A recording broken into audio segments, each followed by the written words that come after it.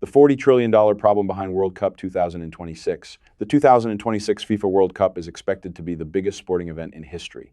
More teams, more matches, more fans, and according to many projections, billions of dollars in economic activity. For months, politicians, business leaders, and tourism officials have been promoting the tournament as a once-in-a-generation opportunity. Hotels are preparing for record demand.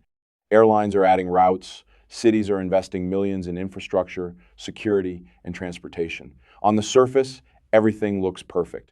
The United States is hosting the biggest World Cup ever. So what's the problem? Well, the problem has absolutely nothing to do with football. In fact, it has nothing to do with FIFA at all.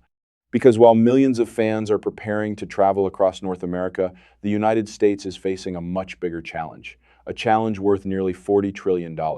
America's national debt, and surprisingly, the two stories may be more connected than most people realize. Because when you follow the money, World Cup 2026 starts looking like much more than a football tournament.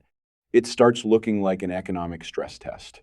And the results could tell us a lot about where the American economy is heading next. To understand why, we need to start with a number that is almost impossible to comprehend. $40 trillion. That's roughly how much money the United States government owes. Every year, that number gets larger. Every day, it increases by billions of dollars. And while most people have heard politicians argue about the debt for decades, the issue is becoming increasingly difficult to ignore. Not because of the debt itself, but because of the interest. For years, America benefited from historically low interest rates. Borrowing money was relatively cheap. The government could issue debt, refinance existing obligations, and continue operating without feeling too much pressure. Then inflation arrived. Interest rates increased. And suddenly, the cost of servicing that debt began rising rapidly. Today, interest payments are becoming one of the fastest growing expenses in the federal budget. And that's where things start getting uncomfortable. Because unlike many government programs, interest payments don't build roads. They don't improve schools. They don't strengthen infrastructure. They're simply the cost of money already spent. And the larger the debt becomes, the larger those payments become as well. This creates what some economists describe as a debt spiral. More debt leads to higher interest payments. Higher interest payments increase deficits. Larger deficits require more borrowing. And more borrowing leads to even higher debt. The cycle feeds itself. Now, before anyone starts panicking, it's important to understand something. The United States is not about to go bankrupt. America still controls the world's reserve currency. Treasury bonds remain among the most important financial assets on the planet. And unlike smaller countries, the United States has enormous economic advantages. But that doesn't mean the debt doesn't matter. It does. And that's why economists pay close attention to economic growth. Because growth changes everything. When an economy grows faster, tax revenues increase. Businesses expand. Consumer spending rises. Employment improves. And government finances become easier to manage. Growth doesn't eliminate debt, but it makes debt easier to carry. Which brings us back to the World Cup. Because whenever politicians and economists discuss major sporting events, they often focus on one thing: economic impact. The theory is simple. Millions of international visitors arrive, they stay in hotels, they eat in restaurants, they use transportation, they attend events, they spend money. That spending supports businesses, creates jobs, and generates tax revenue. And for host cities, those benefits can be substantial. The 2026 World Cup is expected to attract millions of visitors across North America. Some estimates suggest billions of dollars in economic activity. On paper, that's exactly the kind of growth politicians like to see, especially at a time when government finances are under increasing pressure. But here's where the story becomes far more complicated. Because economists have spent decades studying major sporting events, the Olympics, World Expos, previous World Cups, and one conclusion appears again and again. Economic activity is not the same thing as economic benefit. At first, that sounds ridiculous. How can spending money not benefit the economy? But consider this. Imagine a tourist from Germany spends $5,000 visiting New York during the World Cup. That sounds great, until you discover that the same tourist was already planning to visit New York later that year. Suddenly, the spending isn't entirely new. It's simply been moved from one month to another. Economists call this the substitution effect. And it's one of the reasons many economic forecasts turn out to be overly optimistic. Then there's another issue: crowding out. Imagine you're planning a summer vacation. You want to visit Miami, or Los Angeles, or New York. Then you realize the World Cup is happening. Hotel prices have increased, flights are more expensive, tourist attractions are crowded, traffic is unbearable, so you decide to go somewhere else.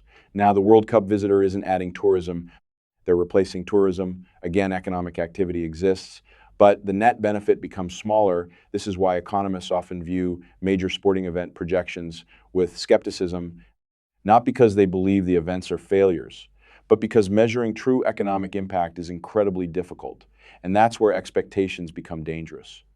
Because expectations surrounding World Cup 2026 are enormous. The biggest tournament in history, millions of visitors, billions in spending, massive economic benefits. Those are powerful promises. But what happens if reality falls short? What happens if inflation discourages travel? What happens if international tourism weakens? What happens if fewer visitors arrive than expected? Suddenly, those economic projections start looking much less certain. And that's a bigger problem than most people realize. Because America isn't hosting the World Cup during a period of economic calm. It's hosting it during a period of growing financial pressure. The national debt continues to rise, interest costs continue to rise, and policymakers continue searching for ways to support economic growth. That's one reason events like the World Cup attract so much attention. Not because they solve economic problems, but because they create opportunities. Opportunities for spending, opportunities for investment, opportunities for growth. The challenge is that opportunities are not guarantees.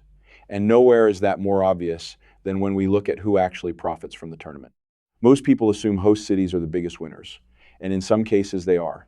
Hotels benefit, restaurants benefit, airlines benefit, entertainment venues benefit, but there is another player sitting at the center of the entire system, FIFA, because while cities provide stadiums, security, transportation, and public services, FIFA controls many of the tournament's most valuable revenue streams: broadcast rights, sponsorship agreements, licensing deals, commercial partnerships, merchandise, hospitality packages.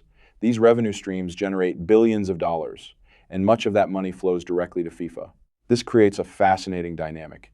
The tournament generates enormous economic activity, but the economic rewards are not distributed equally. Some businesses win, some cities win, FIFA wins.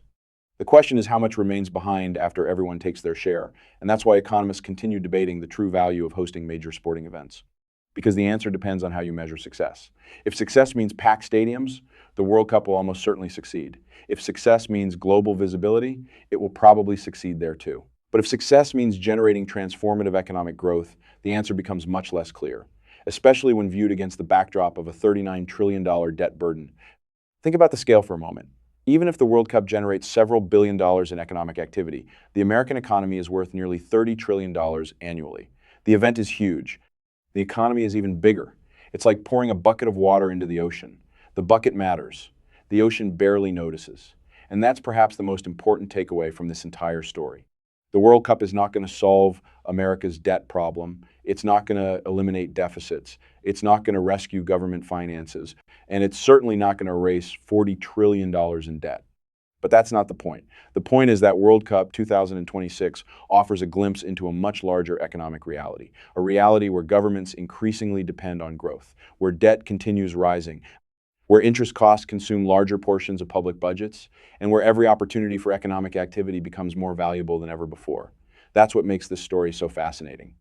Because beneath the football, beneath the excitement, and beneath the celebration, there is another game taking place, a financial game, one involving governments, businesses, investors, consumers, and central banks. And unlike the football tournament itself, there won't be a clear winner, there won't be a trophy, there won't be a final whistle. Instead, there will be years of economic data, tourism reports, tax revenues, employment figures, and endless debates about whether the tournament delivered what it promised. Maybe it will, maybe it won't. But one thing is already clear.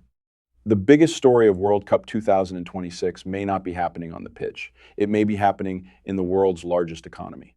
Because while millions of fans are watching football, economists will be watching something else. Whether America can continue growing fast enough to stay ahead of a problem worth nearly $40 trillion, and that's the $40 trillion problem behind World Cup 2026.